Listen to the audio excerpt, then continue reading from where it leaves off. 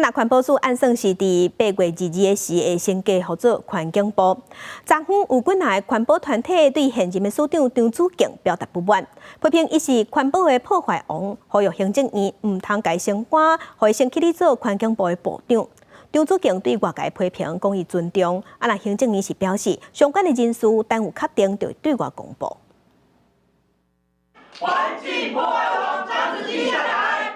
真侪环团组织做伙呼吁正义善书，唔通互现任环保署长张子敬升官，因为传出伊是内定出任环境部长。环团伫2月陪同举行记者会，反对塑胶案的环团，搁针对塑胶环评审查引起欧商审查争议，批评张子敬的无适当。结合4阶环评的荒腔走板，其实是已经明确的是有4大罪状。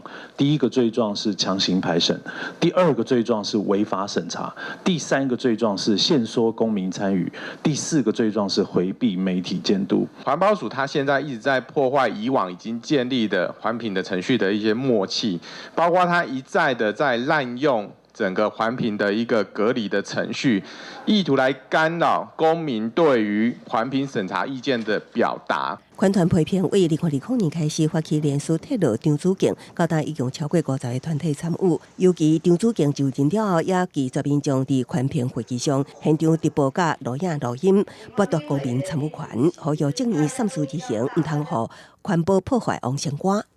最重要是要完成包括气候变迁、包括循环经济，这几个新的政策方向，特别是这个。 碳费的制定也会影响到企业的这个低碳转型的方向。我想未来我们会审慎的处理每一件事情。行政院表示，当咧积极办理组织改造的代志，对人事安排会看调整了后需求规划，人事确认了后会适时发布。张子敬是对环团的批评表示尊重。记者综合报道。